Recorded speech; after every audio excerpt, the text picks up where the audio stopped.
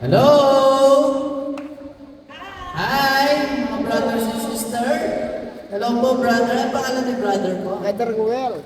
Brother Ruel, magandang gabi po. Welcome po sa gawain ng Santa Clara Charismatic Community. Nandito na naman po tayo sa ating gawain. At meron na naman tayong bagong matututunan. Amen? God is good! And all the time. Amen. Purihin natin ang ating Panginoon. Yan. So ngayon po, ay kita na naman natin ang ating gospel, no?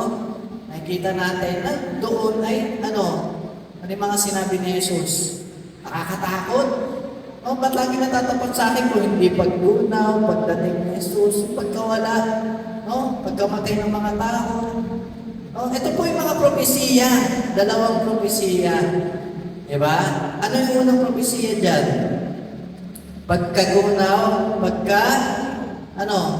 sakop na Jerusalem. Ano yung sumakop sa Jerusalem? Mga Romano. Amen? Amen ba? Ano yung pangalawa? Ano yung pangalawang propesiya? Ano yung sabi ni Jesus? Magkakaroon na malaking pagbabago sa araw, buwan at bituin. Makakaranas ng mga bansa na kaguluhan. Ito po yung propesiya niya doon sa huli niyang pagbabalik. No? Tapos sa mga kaganapan na to, talagang nakakatakot kung iisipin. No? Lalo na doon sa mga mahina ang pananampalataya kasi magkakaroon ka ng takot sa iyong sarili. Amen? So bago yan, tignan muna natin kung ano ba yung nangyari nung unang propesiya. Ito po yung dalawang pangunahing propesiya. Kung makikita natin, no? Mga talatang ito ay tumutukoy sa tiyak ng kaganapan sa kasaysayan. Yan tiyak. No? Amen? Amen. Yan ang pagkupkob at pagkasira ng Jerusalem sa hukbong Romano noong 70 AD. Ano ba yung sinabing tanda doon kanina sa ating gospel? Kapag nakita ng mga tao na napapaligiran na ng mga hukbo, ng mga sundalo, ang Jerusalem, ito ang hudyan na. Ano ang sabi doon? Malapit na. Ang pagkawasak, tumakas na kayo. Amen? Ang sabi, umalis. Diba? Umalis na kayo sa bayan na yan. No? Kailan ba naganap yung propesiya na yon? Ito po ay naganap nung sa lakay ni General Titus ang lungsod.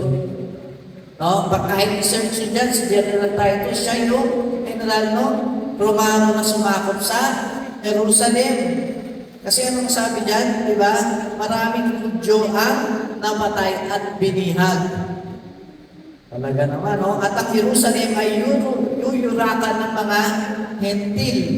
Di ba? Mga Romano ay hentil kasi sila ay hindi mga Hudyo. Di ba? Yung mga hindi Hudyo, ang tawag nila noon ay hentil. Yan. So, yan. May mga bago tayo natututunan. No? Ang sabi doon, maraming Hudyo ang napatay at binihag. At yuyurakan ng mga hentil ang Jerusalem hanggang sa matapos ang takdang panahon na itinakda ng Diyos para sa kanila. No? Ang Diyos pala ang nagtakda nun. Sinabi noon na yun ni Jesus. Diba? May mga propesiya nga, may mga babala. Diba noong mga nakaraang mga talk din natin, no? Puro babala. Diba? Nang muling pagdating ng ating Panginoon. Diba? Ano ang sabi? Maghanda. Diba? Dahil tiyak ang kanyang muling pagdating. Hindi lang natin alam. Amen? Palakpakan natin ang ating Panginoon. Yan. No? Sa verse 25 to 28 naman, makikita natin dito at tinutukoy na kaganapan na magaganap bago ang muling pagdating ng ating Panginoong Hesukristo. Ano yung mga palatandaan? Ano yung sabi doon sa gospel? Sino nakakatanda? Nagbasa, nakinig? Magkakaroon ng anong daw? Pagyanig. Tama. Malaking pagbabago sa araw, buwan at mga bituin. makakaranas ng pagkalito at pagkabagabag dahil sa malaking kaguluhan. Huwag na tayong lumayo. Dito na lang sa bansa natin. Ano ba yung nangyayari ngayon? Ngayon, itong mga nakaraang buwan, ano yung mga nangyayari? Bagyo, lindol, ano pa? Baha. Ano pa? Ano may kasalanan ng baha? Flood control, corruption. Tama. Pagkagulo sa pamahalaan. Kasama yan sa mga tanda ng ating Panginoon. Kasi tayo mga tao, binibigyan tayo ng pagkabagabag ng masamang espiritu o ng demonyo upang matakot tayo. Amen? Amen? Amen. Kaya dapat tayo maghanda. Talagang maghanda. No? Ang pagdating daw ay makikita ang anak ng tao na dumarating mula sa ulan. Diba? Na may kapangyarihan at ang dakilang kaluwalhatian. No? Diba? Kasama sa propesya, diba? May kita daw siya na bumababa sa ulan. No? Ano ba yung sinabi ni Jesus dito? Bagamat gano'n ang mangyayari sa atin, no? Wala siyang sinabi na pagka nangyari ang lahat ng kaguluhan na ito, diba? Ang pagkawasak ng mundo, ang pagkawasak ng bansa natin, ang pagkawasak ng lahat, diba? Ano lang yung sabi niya? Ano yung isang pinangako niya sa atin? Hindi niya tayo pababayaan. Palakpakan natin, sister, palakpakan natin ang ating Panginoon. Hindi siya mawawala sa atin. No?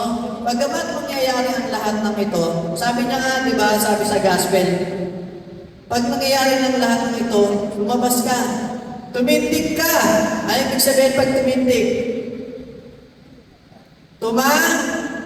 tumayo, tumindig, at itaas mo ang iyong ulo, tumingin ka sa Kanya, at manalig ka at manampalataya. Amen? Amen? Dahil ang pag-asa po natin dito ay nasa Diyos lamang. Diba? Wala nang iba tayong maasahan pagdating ng katapusan na ito. Amen?